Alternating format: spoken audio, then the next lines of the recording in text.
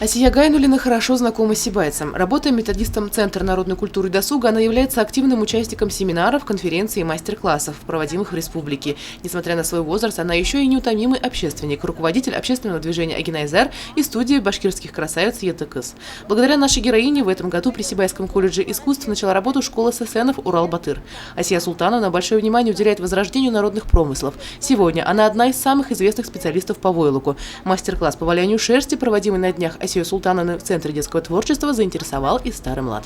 Для того, чтобы получился вот такой шарик, берем вот так. Вот видите? Чтобы через было видно. Эта сторона здесь. И мы ложим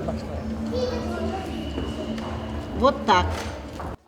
Войлок, имея древнее происхождение, сегодня становится модным материалом, все более привлекающим своей красотой и прочностью, мягкостью и естественностью. Мастера, развивая кошмоделие, придумывают все новые приемы изготовления вещей из этого уникального материала. В ходе мастер-класса Асия Гайнуллина и члены клуба Агинайзар показали разные способы валяния войлока, как традиционные, так и более современные.